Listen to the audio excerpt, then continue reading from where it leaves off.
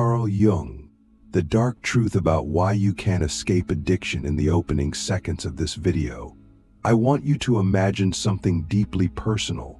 The moment you realized you were stuck. Maybe it was a habit you couldn't shake, a pattern that kept repeating, or a craving that whispered louder than your willpower. Maybe it wasn't drugs or alcohol, maybe it was your phone, validation, control, perfectionism, or chaos. Whatever it was, it had you.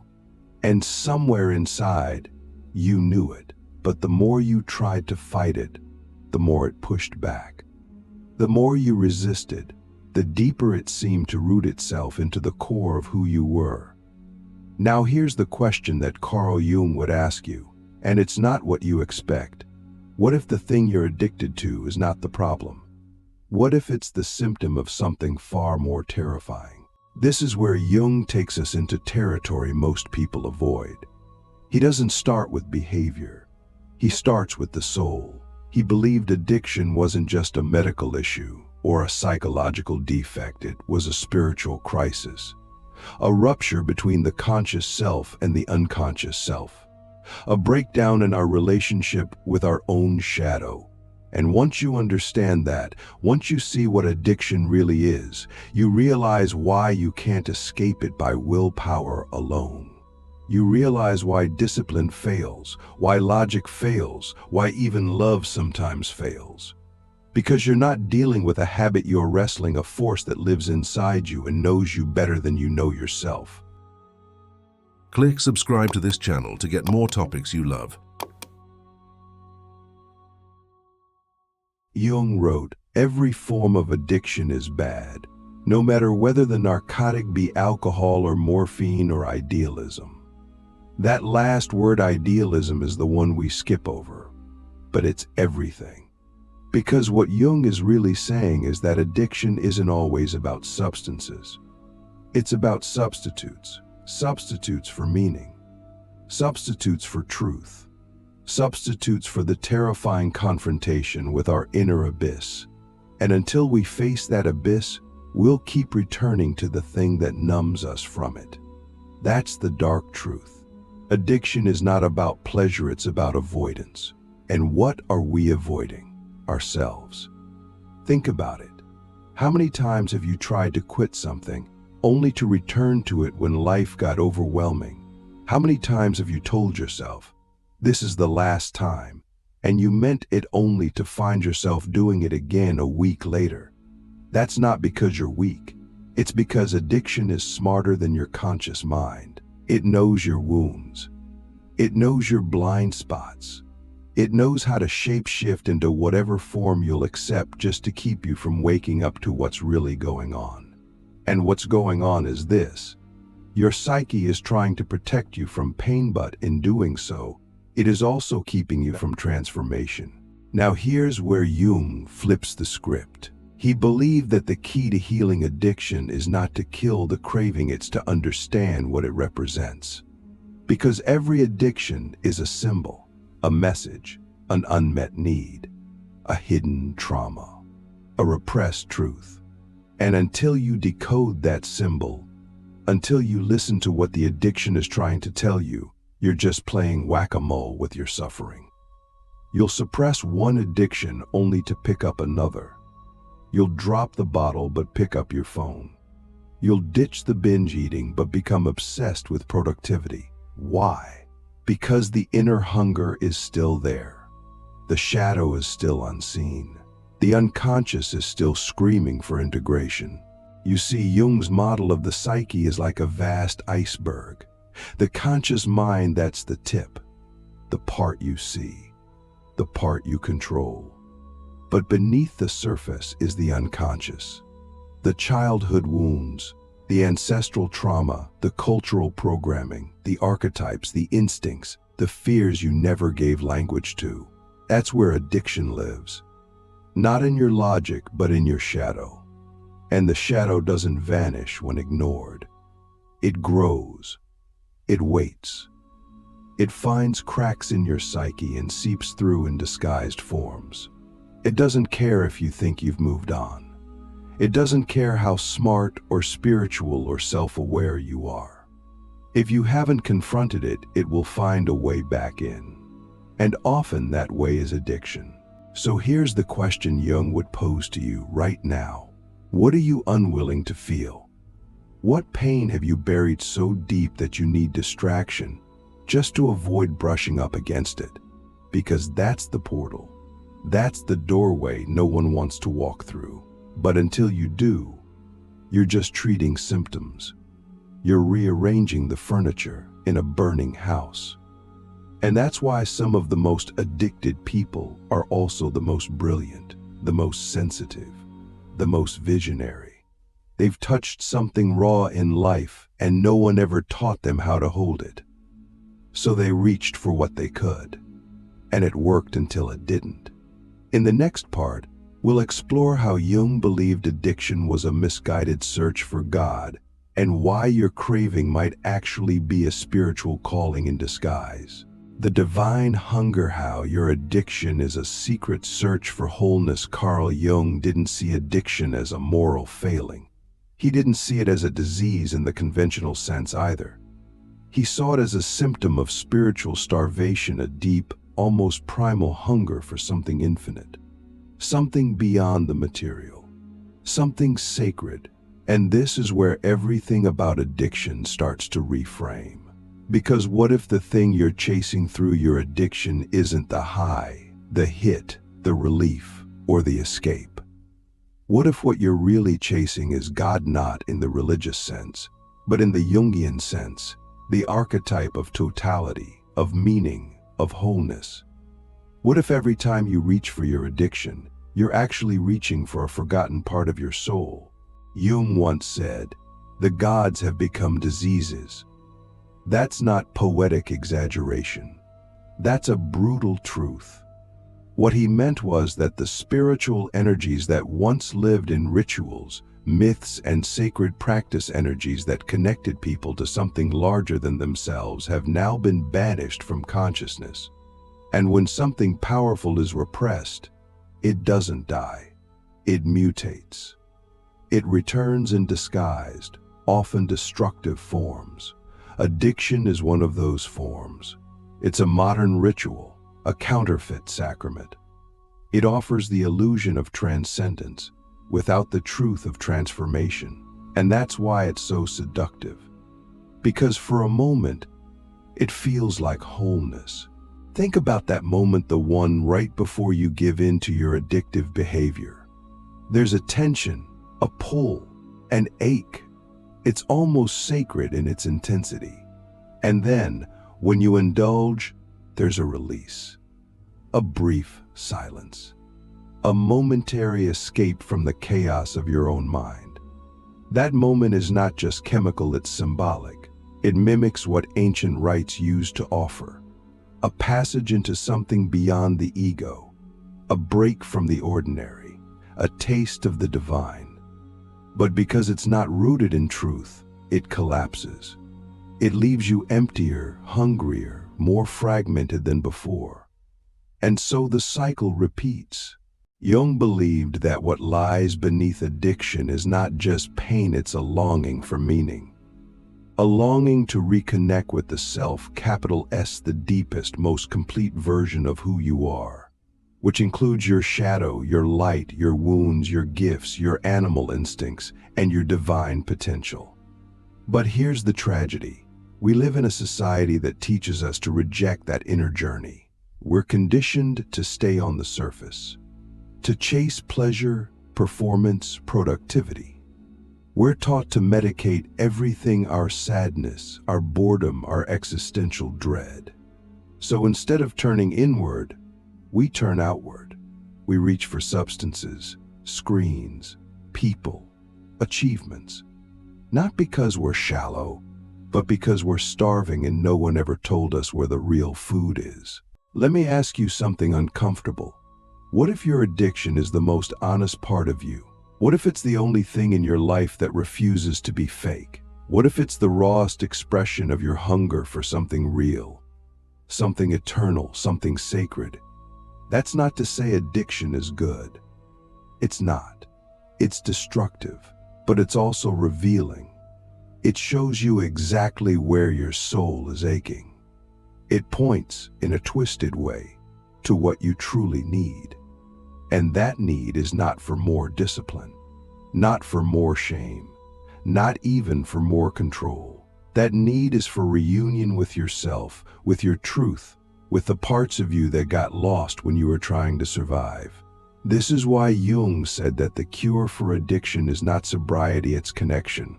Not just connection to others, though that matters, but connection to the self, to your unconscious, to your dreams, to your archetypes, to the divine intelligence that lives within you and speaks in symbols, synchronicities, and suffering. When you begin to listen to that voice, really listen, something shifts. The addiction starts to lose its grip, not because it's been defeated, but because it's been understood. And in that understanding, the energy of addiction can be transformed into something else: creativity, purpose, wisdom, love. This is the journey Jung invites us into. Not to fight our addiction, but to follow it, to trace it back to its origin, to see what sacred truth it's been trying to express all along. Because once we see that, once we feel it in our bones, we realize we don't need to escape ourselves. We need to return to ourselves. And in that return, the addiction becomes unnecessary. Not overnight, not easily, but eventually. Because the real hunger has finally been fed. In the next part, we'll dive into the terrifying realm of the shadow, where Jung says the root of addiction truly lies and how facing it directly is the only path to authentic freedom. The shadow's grip, why you keep relapsing, and what your dark side is trying to teach you. If you've ever relapsed, whether into a substance, a behavior, a toxic relationship, or even a self-destructive mindset, you know the feeling. The crushing weight of disappointment. The inner voice that says, "I thought I was past this." And then the shame. The shame that wraps around you like a fog, suffocating any sense of progress you thought you'd made. But what if I told you relapse isn't failure? What if it's feedback? What if it's not a sign that you're weak, but a sign that a deeper part of you is still crying out to be seen, and you haven't yet learned how to listen? Carl Jung didn't believe in the kind of self-improvement that ignores the darker half of the human psyche. He knew that the unconscious, the part of you that stores everything you've repressed, denied, or forgotten, doesn't disappear just because you want to get better. In fact, when you consciously try to fix yourself without integrating the unconscious, you often make the shadow stronger. It doesn't go away. It waits, and eventually it pulls you back under. That's why relapse happens. Not because you're broken, but because you haven't yet made peace with the part of you that's still in pain. The shadow, in Jungian terms, is not evil. It's not your enemy. It's the part of you that holds everything you had to suppress in order to be accepted. Your anger, your fear, your jealousy, your Delcy. Dear Daz. You, trauma. Your unmet needs, your unprocessed grief. These are not flaws, they are facts. Facts of your lived experience. And if you don't integrate them, if you don't own them, they will own you. They will show up as addictions, compulsions, projections. They will sabotage your progress, not because they hate you, but because they are trying to protect you the only way they know how, by making you feel what you refuse to feel. Here's the paradox. The shadow doesn't want to destroy you. It wants to be loved, but it doesn't know how to ask, so it lashes out. It seduces. It clings. It tempts you back into old habits, not because it wants you to suffer, but because suffering is the only language it knows. And until you learn to speak that language, until you learn to translate your relapses into insight, you'll keep circling the same patterns, wondering why you can't break free. Let me ask you something radical. What if your relapse was your shadow's way of saying, "You still haven't heard me"? What if the behavior you're trying to eliminate is actually carrying a message? What if, instead of punishing yourself, you got curious? That's what Jung would do. He would sit with the relapse like it was a dream, analyzing its symbols, its timing, its emotional charge. He wouldn't just ask, "How do I stop this?" He would ask, "Why now? What part of me needed this release? What am I avoiding? What am I trying to feel or not feel?" When you start asking those questions, something unexpected happens. The relapse becomes a revelation. You begin to see where you're still split, where your conscious intentions and your unconscious wounds are at war. And in that moment, you're given a choice, not to shame yourself into better behavior, but to integrate, to bring the shadow into the light, not to change it, but to understand it. Because once you understand it, it doesn't need to hijack your life anymore.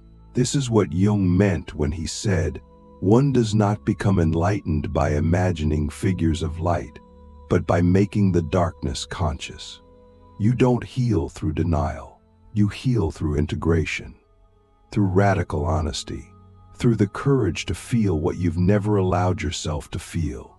And yes, it's terrifying, but it's also liberating. Because when you face your shadow, when you stop running from the hidden parts of yourself, you stop needing addiction as a shield. You begin to trust yourself again, not because you're perfect, but because you're whole. And that ultimately is the path out of relapse.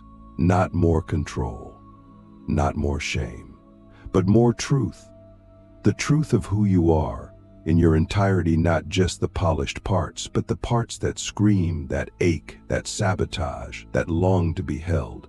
When you embrace those parts with compassion and curiosity, you stop fighting yourself. And when you stop fighting yourself, you stop needing to escape yourself. In the final part, we'll explore how transforming addiction isn't about becoming someone new, but about returning to the self you were always meant to be. The return to the self, how healing addiction unlocks your deepest potential. Carl Jung didn't just want us to survive our addictions. He wanted us to transform through them. He believed that the journey through addiction, through the cravings, the relapses, the shame, the darkness, was not a detour from our purpose, but the initiation into it. Addiction, for Jung, was not an end. It was a portal, a cracked open doorway into the self, not the egoic self, not the persona we wear for the world, but the deep archetypal self, the totality of who we are meant to become. And this is the truth most people never hear. Healing addiction isn't about becoming someone better. It's about remembering who you really are beneath the pain, beneath the patterns, beneath the masks. Most of us spend our lives running from ourselves because we were never told that we were enough. We were taught to perform, to please, to achieve, to numb, to distract. And when that doesn't work, and it never truly does, we turn to addiction to fill the space. But here's the profound irony. The very thing we turn to in order to escape our pain becomes the map back to our soul. Because addiction doesn't lie, it points. It points to the places we're still fragmented, still afraid, still disconnected. And if we're willing to really look, it also points to our greatest potential. Because the energy that fuels addiction is the same energy that fuels creativity, love, purpose, and transcendence. It's not that you're too broken. It's that you're too powerful, and no one taught you how to hold that power. When you begin to heal, not just quit, but heal, you start to feel that power again. Not as ego, but as presence, as clarity. You start becoming someone who no longer needs to escape every uncomfortable emotion because you've learned to feel it without drowning in it. You start becoming someone who can sit with uncertainty without reaching for the nearest distraction. You start becoming someone who can choose creativity over compulsion, curiosity over shame, connection over chaos. And little by little, you reclaim yourself not as an idea, but as an embodied truth. Let me ask you something rare. Who would you be without your addiction, not just behaviorally, but spiritually? What would you create if you weren't spending your energy managing shame, hiding your urges, or numbing your sensitivity?